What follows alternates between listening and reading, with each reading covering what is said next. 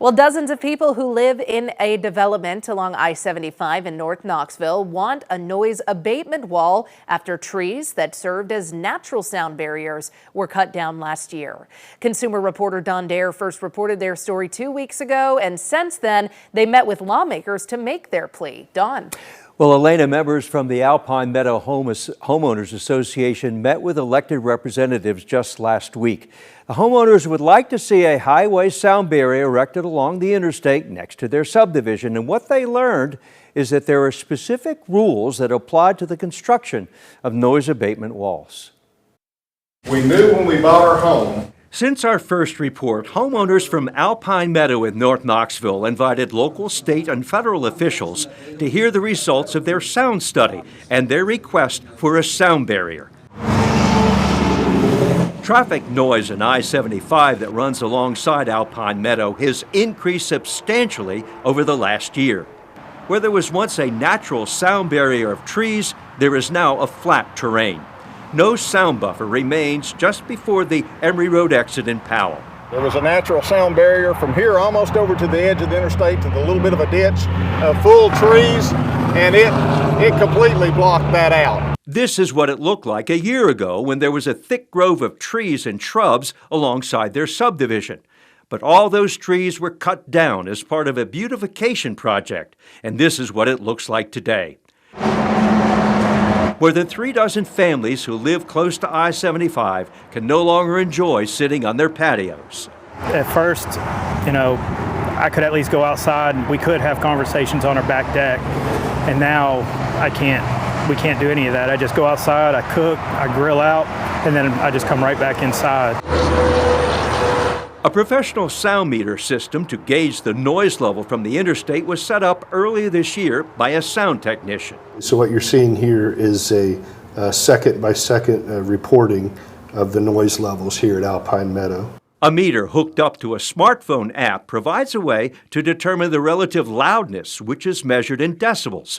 A reading of 90 decibels and over is like attending a rock concert.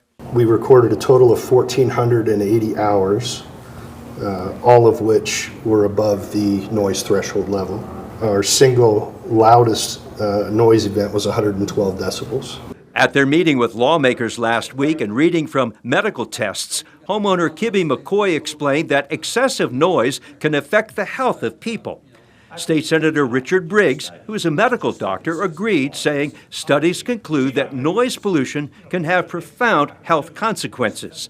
Alpine Meadow residents would like to have a sound barrier like this one, seen in downtown Knoxville, put up alongside the interstate in their community.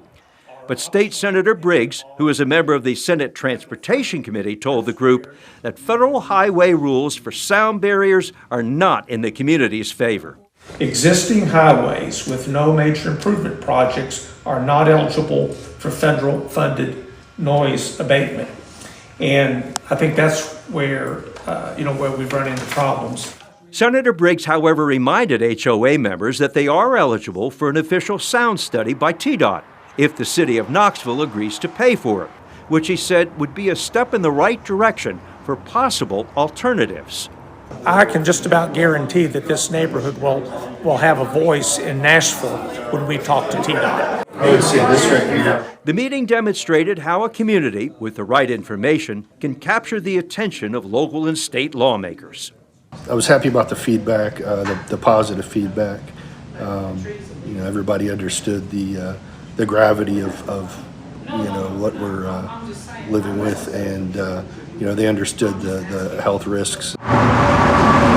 While Senator Briggs said the hope of getting a sound barrier will be difficult because of federal regulations, planting trees alongside the interstate may be an alternative to help reduce the noise. Now, as Senator Briggs explained, to get a federally funded noise abatement wall from the Federal Highway Administration, the work must qualify as a Type 1 project. That would mean either it involves new construction, significant realignment of the highway, or the addition of a new travel lane. None of those projects are scheduled for this section of I-75 along Alpine Meadow.